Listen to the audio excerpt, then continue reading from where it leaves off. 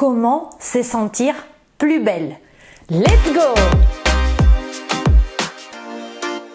Hello, moi c'est Aurora, je suis italienne, je suis prof d'empowerment au féminin et ma mission c'est d'aider les working girls à devenir des vrais girl boss, à s'épanouir dans leur vie personnelle comme dans leur vie professionnelle. Si tu es d'accord avec le fait qu'on puisse être jolie et en même temps intelligente, abonne-toi à mon Instagram où tous les jours je suis très présente, notamment en stories. Si les thématiques de développement personnel et l'application de ces techniques au travail et au monde du business t'intéressent, abonne-toi à ma chaîne car j'y publie 2 fois par semaine. N'oublie pas aussi d'appuyer sur la cloche pour ne rater aucune de mes vidéos. D'ailleurs, pour bien commencer l'année, vous trouverez dans la barre d'infos le link vers ma première formation totalement gratuite sur comment être mieux organisé et tout défoncer pour 2020. Téléchargez-la. Et rentrons dans le vif du sujet. Comment être plus belle pour cette nouvelle année? J'ai hésité longtemps avant de faire cette vidéo car je me suis dit que ça pouvait être perçu comme futile. Si vous êtes là, c'est que cette thématique vous intéresse et que voilà, vous avez comme moi, comme je pense toutes les filles, envie de vous sentir plus jolie. Le premier point pour se sentir plus belle, c'est de prendre le temps pour soi. On ne peut pas arriver à un résultat si on n'investit pas du temps et de l'argent pour atteindre ces résultats. Aucunement on penserait qu'un sportif puisse arriver demain aux Jeux Olympiques sans jamais s'être entraîné dans sa discipline. La même chose par rapport à notre aspect physique, mais aussi à notre beauté intérieure. Si on ne cultive pas ce qui nous plaît, donc intérieurement ça peut être faire du développement personnel, lire beaucoup de livres ou même les écouter. Et par rapport à l'aspect physique, ça peut être tout simplement s'occuper de notre corps, faire de la gym. Si notre désir c'est d'être plus in shape, ça peut être se maquiller, faire du yoga, prendre le temps pour faire de la méditation ou de la visualisation. Si on a envie d'atteindre des résultats, on a besoin de les visualiser. En tout cas, pour se sentir plus jolie, il faut prendre le temps pour soi. L'idée essentielle, c'est de se bloquer des créneaux horaires dans notre agenda où on va prendre le temps pour nous. Déjà, le fait de s'épiler les sourcils, de se teindre les couleurs, les cheveux si on a un peu de racines grises, de prendre du temps aussi pour choisir notre tenue ou même de lire un bouquin si on a envie de se relaxer sur notre canapé va faire qu'on va se sentir mieux, on va se sentir plus jolie, on va être plus rayonnante. À partir du moment où nous-mêmes on se juge plus jolie, vous verrez que le regard des autres envers nous va totalement changer car les autres nous regardent de la même façon avec laquelle nous-mêmes on se regarde. Si on s'accepte pour comme on est et en même temps on essaye d'améliorer les choses qui sont améliorables, les autres vont nous regarder comme quelqu'un qui a absolument confiance en elle. Le deuxième point pour se sentir plus jolie, et ça c'est vraiment important, c'est de regarder quelles sont nos valeurs. Je vous dis ça car souvent, quand on parle de beauté, les gens pensent tout de suite à une beauté extérieure, à une beauté physique. Mais encore faut-il que pour nous, la valeur de beauté, entre guillemets, esthétique, en soit une. Est-ce que pour nous, c'est vraiment important? Ou est-ce que tu aimerais bien peut-être cultiver ta beauté intérieure, mais tu n'en as rien à faire de la beauté extérieure? Se focaliser sur nos valeurs, déjà les lister. Donc l'exercice est de lister les valeurs, voir si pour nous, la beauté extérieure, déjà, c'en est une ou pas. Si on identifie la beauté extérieure comme une valeur importante pour nous, une valeur haute, alors il faut procéder à une planification, une mise en place d'un planning sur des actions concrètes. On va prendre soin de nous, on va faire un masque, on va faire une couleur, on va faire du yoga et justement passer à l'action. Il n'y a pas de secret, si on ne passe pas à l'action, on n'aura pas de résultat. Si par contre on découvre que c'est plutôt des dictats de la société qui nous imposent d'être jolie, d'avoir des formes, d'être habillé comme ça ou comme ça, d'avoir les cheveux longs ou je ne sais pas quoi, à ce moment-là, si ça ne correspond pas à nos valeurs, on s'en fout. On s'en fout totalement, on ne doit absolument pas suivre la masse, on n'est pas des moutons.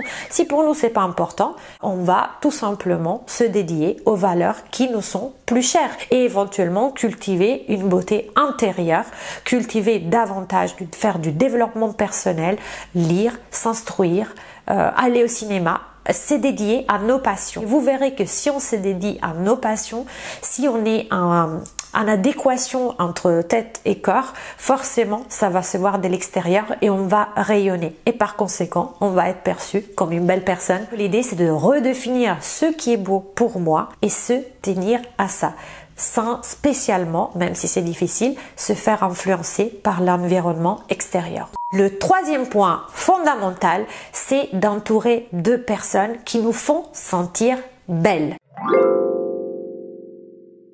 Il faut, comme on a dit, davantage se sentir en premier lieu belle personnellement pour que les autres nous perçoivent comme ça. Mais parfois, il y a aussi des éléments externes, même des personnes qu'on ne connaît pas, comme c'est le cas des influenceuses sur les réseaux sociaux, qui nous rendent malades, qui nous font sentir au bout du rouleau. Si demain, par exemple, vous allez sur Instagram et vous regardez le visage ou le corps de plein de filles qui vous paraissent absolument canon, dont la situation vous paraît être aux antipodes par rapport à vous. Par exemple, vous vous sentez en surpoids et vous voyez la fille sur les réseaux sociaux, elle est absolument parfaite. Ça, peut-être, ça va vous donner des complexes ou en tout cas ça va vous faire culpabiliser par rapport à ce que vous êtes aujourd'hui. Donc déjà on va démystifier la chose parce que tout le monde sait que toutes les photos sont retouchées, que ce soit que de la chromie, mais souvent avec Facetune, vous voyez, vous pouvez retoucher aussi vraiment les parties du corps. D'ailleurs il y a pas mal de vidéos sur YouTube qui sont faites à ce sujet sur des personnes qui vraiment sont totalement différentes dans la réalité par rapport à comment elles apparaissent sur les social media. Si la vision de cette perfection nous gêne, on se désabonne. Moi, c'est ce que j'ai fait. À partir du moment où la personne me fait sentir mal et que j'ai un malaise à chaque fois que je regarde ses photos, moi, je me désabonne. L'idée, ce n'est pas de s'infliger du mal. L'idée, ce n'est de pas passer du temps sur les réseaux sociaux pour culpabiliser par rapport à qui on est. L'idée est au contraire de s'entourer de personnes qui nous font du bien. Au travers de leur regard, nous, on se sent jolie, on se sent belle parce qu'elles nous valorisent. Elles peuvent nous valoriser parce qu'on a des beaux cheveux, mais elles peuvent aussi nous valoriser parce qu'elles trouvent que ce qu'on dit, c'est fort intelligent. L'idée, c'est de s'entourer de personnes qui ne sont pas toxiques. D'ailleurs, à ce sujet, je vous mets la vidéo sur les collègues toxiques, car ça, c'est quelque chose, en fait, ces collègues, ces typologies, on peut aussi les retrouver dans les amis, dans la famille. Ce n'est pas spécialement que pour des collègues. Entourez-vous de personnes qui vous font du bien. Le quatrième point pour se sentir belle, c'est d'affirmer ses valeurs. Alors vous allez me dire, Aurora, nous on attendait une vidéo sur des conseils pratiques sur comment appliquer du rouge à lèvres et là on se retrouve avec des choses de dev perso. Ah oui, parce qu'en fait, à partir du moment où vous allez affirmer vos valeurs, vous allez affirmer qui vous êtes en réalité. Vous allez arrêter, on va toutes arrêter de porter de masque dans l'idée de plaire, dans l'idée d'être considérée belle, parce qu'aujourd'hui pour être belle, il faut être habillée comme ça, il faut se tenir comme ça, il faut parler comme ça, il faut avoir vu ce film, on s'en fout. Il faut que vous soyez vous-même. Le revers de la médaille, c'est que souvent, pourquoi on fait ça? Pourquoi on essaie de plaire à tout le monde, de porter un masque, de se conformer à ce que on pense que l'autre attend de nous?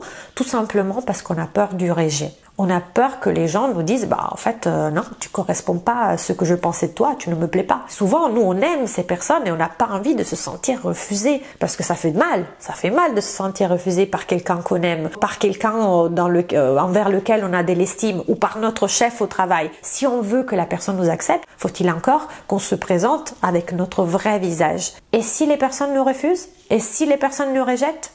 Tant pis. À partir du moment où on affirme notre personnalité, on va être clivant. On va forcément plaire à des personnes et être détesté par d'autres personnes. L'idée ici, c'est d'accepter d'être refusé par d'autres personnes. Pourquoi je voudrais rester avec des personnes qui ne m'aiment pas pour ce que je suis? Pourquoi? Autant qu'elles s'éloignent de moi et qu'elles laissent la place à des personnes qui vont m'aimer pour celle que je suis. Donc autant de vous montrer par rapport à vos valeurs, de les affirmer, et si les personnes ne sont pas du tout en accord avec vous et qui peut-être vont être déçues parce que jusqu'à maintenant vous avez essayé de leur faire plaisir mais vous n'étiez pas vraiment vous-même, ces personnes-là vont partir, tant pis. Encore une fois, vous laissez une place et l'humanité est faite de vouloir combler des vides. Donc le vide va se remplir avec des personnes qui vous correspondent davantage. Dites-moi dans les commentaires si vous voulez aussi des conseils plus esthétiques pour se sentir bien. Il y a vraiment ces 4 choses à faire, ces 4 éléments qui sont fondamentaux. Le premier, c'est de vous dédier du temps, prendre du temps pour vous. Le deuxième point, c'est de identifier vos valeurs et voir si vous voulez être belle pour les autres ou pour vous. Le troisième point, c'est de fréquenter les personnes qui vous rendent heureuse et qui vous font comprendre que vous êtes belle, qui vous font vous sentir bien. Et le quatrième point, c'est d'affirmer vos valeurs, d'affirmer qui vous êtes vraiment. J'espère que cette vidéo vous aura plu. Si c'est le cas, mettez-moi un pouce bleu pour que je puisse continuer à produire du contenu. Suivez-moi aussi sur LinkedIn où je vais relayer cette vidéo par un article. Abonnez-vous, commentez un max, partagez cette vidéo et n'oubliez pas de télécharger le cadeau gratuit pour bien démarrer l'année 2020 avec une planification d'enfer en étant capable de bien s'organiser. Je vous dis ciao et à la prochaine!